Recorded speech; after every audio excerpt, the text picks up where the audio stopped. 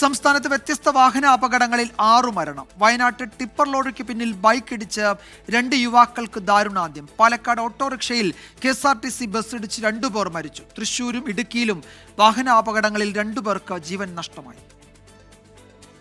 ഇന്നലെ രാത്രിയാണ് വയനാട് സുൽത്താൻ ബത്തേരി ടൗണിൽ വാഹനാപകടമുണ്ടായത്.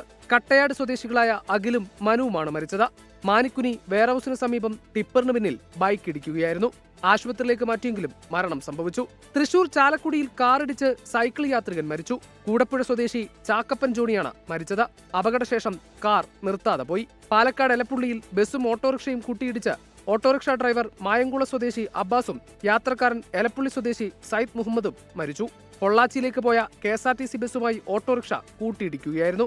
പാലക്കാട് വാണിയംകുളത്ത് ഡോക്ടറും കുടുംബവും സഞ്ചരിച്ച കാർ നിയന്ത്രണം വിട്ട് കടയിലേക്ക് ഇടിച്ചുകയറി ഒരാൾക്ക് പരിക്കേറ്റു. ഒറ്റപ്പാലത്തെ സ്വകാര്യ ആശുപത്രിയിലെ ഡോക്ടറായ വിജിത്തും കുടുംബവും സഞ്ചരിച്ചിരുന്ന കാറാണ് അപകടത്തിൽപ്പെട്ടത്. വിജിത്തിന്റെ മകൾക്കാണ് അപകടത്തിൽ പരിക്കേറ്റത്.